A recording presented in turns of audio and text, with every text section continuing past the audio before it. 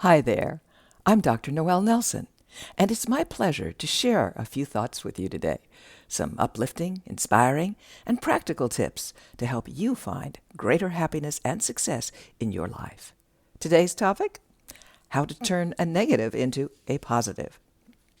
You're waiting for your teenage daughter to finish her homework so you can watch that Netflix special together. And as you do, you absent-mindedly straighten pictures on the wall, line up the magazines on the coffee table, and put the coasters back in a neat stack. Your daughter shuts her laptop and groans. "Mom, you are such a perfectionist. Can't you just leave things alone?" You feel caught, embarrassed a little, You laugh, but figure, well, heck, isn't that what parents do? Straighten things up? "So I like being neat," you say. "What's wrong with that?" "Neat?" "Right," says your daughter. "Neat is one thing, Mom.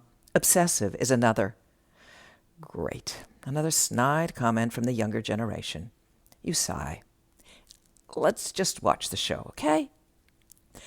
But the next day, when you're on a Zoom call, rearranging the piles on your desk during the meeting, a coworker says, "Boy, what a perfectionist you are. Must be hard on your family."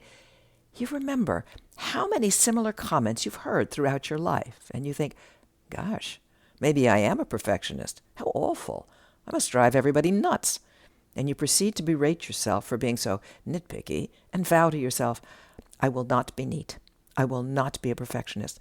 I'll just leave everything as it is." But, of course, you can't do that. It's part of who you are, which just makes you feel worse. Now you're depressed on top of feeling like you're ruining things with friends and family, generally being a perfectionistic downer.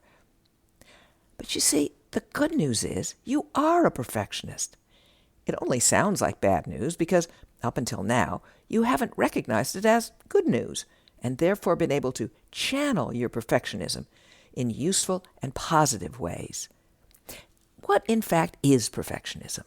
It's attention to detail, a love of precision, a drive to have things in a certain order or arrangement. Now, inflicted on your friends and family, this could be torture. But channeled into a hobby, a type of work, or an area of personal interest, perfectionism is an absolutely wonderful asset. Think of just how valuable perfectionism is, for example, when making models of anything, from miniature aircraft to models used in movie making.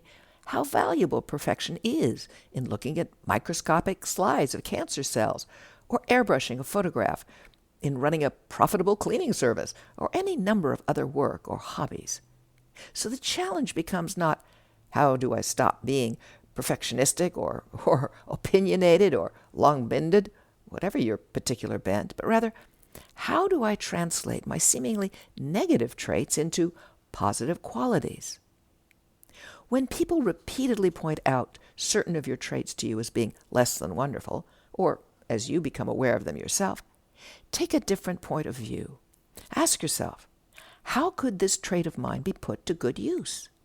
How can I channel this characteristic so that instead of being a source of aggravation to myself and others, it is instead a source of value and enhances who I am in the world? If you can't figure it out, ask your friends. Observe others who have similar traits but seem to be more productive or more satisfied in their lives. How do they channel their potentially negative traits? Do some research. Assume you will find the positive worth to all your traits, and go for it. You may find life has a whole new zest to it when you find a genuinely good home for your up until now negative sides. Thank you for listening to Up, and check out my new book, I Survived COVID-19, What Now? Finding Happiness and Success in a Post-COVID World, if you'd like more uplifting, inspiring, practical tips and techniques, as well as my website, noelnelson.com. Or take a look at my Meet the Amazings Facebook page. And until next time, be well and take care.